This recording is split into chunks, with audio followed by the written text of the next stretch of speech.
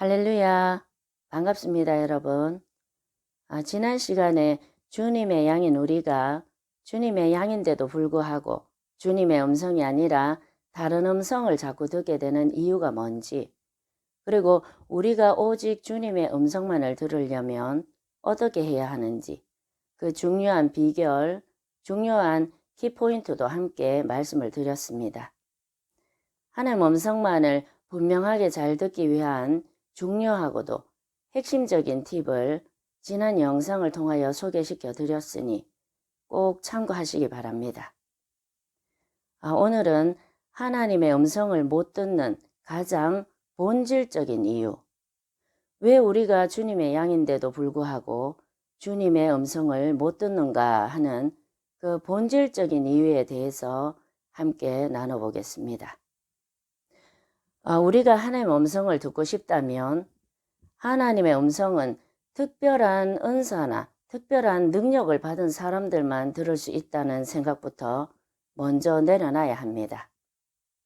많은 사람들이 하나님의 음성을 듣는 것을 은사적인 것들과 많이 연결들을 시키는데, 하나님의 음성은 우리가 주님의 양이기 때문에 들리는 것이지 누가 무슨 특별한 은사를 받았기 때문에 들리는 것이 아닙니다. 요한복음 10장을 통해서 여러 번 말씀하고 계시지만 하나님의 음성은 우리가 하나님의 자녀이기 때문에 들을 수 있는 것이지 특별히 하나님의 능력을 받았기 때문에 들리는 것이 아닙니다. 주님의 양이라면 누구나 하나님의 음성을 들을 수 있고, 심지어는 하나님의 음성을 듣는 것을 이단시하거나 정죄하는 사람들도 사실은 다 하나님의 음성을 듣고 있습니다. 다만 그 사람들은 본인이 하나님의 음성을 듣고 있다는 것을 모르고 있을 뿐이지요. 주님의 양이라면 누구나 하나님의 음성을 들을 수 있다. 이것이 바로 하나님의 음성 듣기의 본질입니다. 오늘 영상을 끝까지 시청하시면서 우리에게 끊임없이 말씀하시고 우리와 교제 나누시길 원하시는 그 하나님의 선한 능력과 인도하심에 대해서 함께 은혜 받는 시간 되시길 예수님의 이름으로 축복합니다. 주님의 양인 우리가 정말로 하나님의 음성만을 분명하고 정확하게 듣기 위해서는 먼저 분주하고 소란스러운 주위의 잡음을 제거해야 합니다. 여기서 잡음이라고 하는 것이 그저 물리적으로 시끄러운 소리, 소음, 소리 공해, 이런 것들만을 의미한다면 제가 여기서 굳이 말씀드리지 않을 것입니다. 물론 물리적인 자동차 소리나 TV 소리, 아이들 떠드는 소리, 이런 것들도 잡음일 수가 있습니다. 그러나 그런 것들보다 우리가 하나님의 음성을 듣는 데 있어서 더 큰 방해가 되는 것은 내 생각 속에서 일어나는 생각의 공해, 생각의 소음들입니다. 내 생각 속에서 일어나는 생각의 공해, 생각의 소음들이야말로 우리가 하나님의 음성만을 분명하게 듣는 데 있어서 가장 큰 방해가 되는 요소들이라고 할 수가 있습니다. 하나님의 분명한 음성을 듣는 데 있어서 우리가 하나님과의 관계나 하나님을 향한 집중도가 훈련되어지기만 한다면 물리적인 소음이나 물리적인 잡음을 뚫고 하나님의 음성을 분명하게 드러내는 것은 오히려 훨씬 더 쉽습니다. 하나님께 집중되고 훈련된 사람들은 청소기를 돌릴 때나 설거지를 할 때에도 분명한 하나님의 음성이 들려옵니다. 저 같은 경우에도 청소기를 돌릴 때나 설거지를 할 때 또는 시끄러운 도로가에서 자전거를 탈 때도 하나님의 음성이 잘 들려옵니다. 하나님의 음성을 들을 수 있느냐 없느냐 하는 것의 본질은 하나님과의 관계에 있습니다. 하나님의 음성 듣기는 누가 더 하나님께 집중하고 있느냐, 누가 하나님께만 시선을 고정하고 있느냐 하는 것에 달려있는 것이지 누가 은사와 능력을 더 크게 받았느냐 하는 것에 달려있지 않습니다.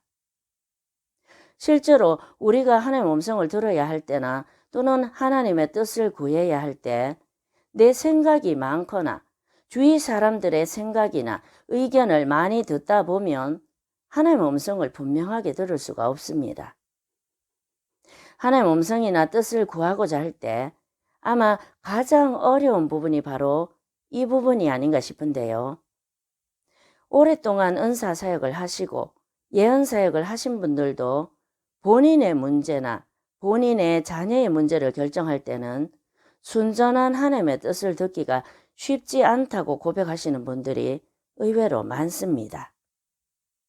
왜냐하면 내가 바라고 원하는 것, 나의 생각, 나의 의견, 이런 것들 때문에 머릿속에 생각의 잡음들이 많이 생기고 그것들이 오롯이 하나님의 음성만을 듣는 것을 방해하기 때문입니다. 이런 이유로 우리가 하나님의 음성을 듣는다는 것의 본질은 누가 은사가 크냐 또는 누가 은사 사역을 오랫동안 했냐 이런 것에 좌우되는 것이 아니라 누가 하나님께 더 집중하고 누가 더 하나님께 시선이 고정되어 있느냐 하는 하나님과의 관계가 하나님의 음성 듣는 것의 본질이라고 할 수가 있습니다. 실제로 기독교 역사상 자신을 향한 하나님의 뜻과 음성을 분명히 깨닫고 몸소 순종의 본을 보여준, 그래서 우리에게 위대한 흔적을 남겨준 인물들이 많이 있습니다. 그들 중에는 성령의 9가지 초자연적인 은사가 없었음에도 불구하고 자신을 향한 하나님의 음성을 분명하게 듣고 순종을 통해 역사하시는 하나님의 선한 능력의 통로가 되셨던 분들이 수없이 많이 계십니다. 그 중에 한 분이 바로 독일의 신학자이자 목회자이신 본 회퍼 목사님이십니다. 그분은 장래와 행복이 보장된 미국에서의 교수직을 뿌리치고 당시에 히틀러의 나치 지배 아래에서 어두워져가는 자신의 고국과 목자 잃은 고국의 양떼들을 위해서 주위 사람들의 만류에도 불구하고 자신의 모국으로 돌아가는 길을 택했습니다. 그리고 기독교는 종교가 아니다라는 모토를 평생 동안 외치면서 크리스찬들을 일깨우고 또 신앙과 실천을 분리할 수 없다는 가르침을 몸소 보여주시면서 고국과 고국의 교회를 위해 히틀러와 나치에 저항하시다 39세의 젊은 나이에 하나님 앞으로 가셨습니다. 무엇이 그분을 그런 삶으로 이끌었을까요? 미국에서의 보장된 삶을 그분 스스로도 알고 있었고 뿐만 아니라 주변의 친구와 지인들이 극구 말리는 상황이었음에도 불구하고 그분은 어떻게 그런 선택을 할 수 있었을까요? 그분의 생각 속에는 여러 가지 생각의 소음들이 없었을까요? 그 젊은 나이에 보장된 장래를 포기하고 완전히 나치에 장악된 독일로 돌아간다면 자신의 장래가 보장되기는커녕 자신의 목숨마저도 위태로울 수 있다는 생각을 그분이 하지 못했을까요? 그 젊은 나이에 그런 선택을 하기는 결코 쉽지 않았을 것입니다. 그러나 주위 여러 사람들의 의견, 충고 이런 것들을 뚫고 오직 하나님께만 집중되어 있고 하나님께만 시선이 고정되어 있었던 본 회퍼 목사님은 마침내 자신을 향한 하나님의 뜻만을 오롯이 듣게 되고 발견하게 되었던 것입니다. 이런 본 회퍼의 삶은 성경 속 바울의 모습을 떠올리게 합니다. 자신이 로마에 가면 잡혀서 고난을 당할 줄 뻔히 알면서도 또 주위 사람들의 만류에도 불구하고 바울은 복음을 위해 로마로 갑니다. 마치 주님께서 누가 우리를 위하여 갈고 하셨을 때 이사야가 내가 여기 있나이다 나를 보내소서 했던 것처럼 바울은 자신의 목숨은 아랑곳하지 않고 주님의 복음을 위해 기꺼이 자신의 목숨을 내어 던졌습니다. 여러분은 능력이 무엇이라고 생각하십니까? 팔다리가 길어져 나오고 깃털이 날리고 지갑에 돈이 생기고 보석이 떨어지고 그런 것들이 능력이라고 생각하십니까? 아니면 성령의 초자연적인 9가지 은사가 능력이라고 생각하십니까? 그런 것들보다 더 큰 능력은 보네포 목사님이나 사도 바울처럼 옥중에 갇혀서도 하나님께만 시선을 고정시킬 수 있는 것, 그리고 그런 상황에서도 주님의 뜻이 이루어지기만을 소망할 수 있는 것, 또한 그런 상황 속에서도 하나님의 선하신 능력 안에서 자신이 위로받고 보호받고 있다는 것을 믿고 고백할 수 있는 것, 이러한 것들이 더 큰 능력이고 진정한 능력입니다. 주변 사람들의 의견이나 충고들을 뚫고 모든 생각의 잡음들을 뚫고 오직 자신을 향한 하나님의 뜻만을 발견할 수 있는 능력, 그것이 하나님이 우리에게 부어주시는 능력 중에서 가장 큰 능력입니다. 하나님은 언제나 우리에게 말씀하십니다.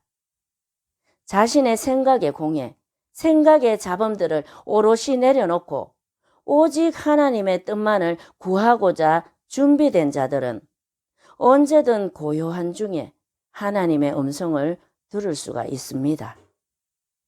우리는 주님의 양이니까요. 언제든 주님께 시선이 고정되시고 하나님을 향한 갈망으로 자신을 향한 하나님의 뜻을 생각의 소음을 뚫고 발견하시고 들을 수 있는 가장 큰 능력을 하나님으로부터 받는 저와 여러분 되시길 예수님의 이름으로 축복합니다.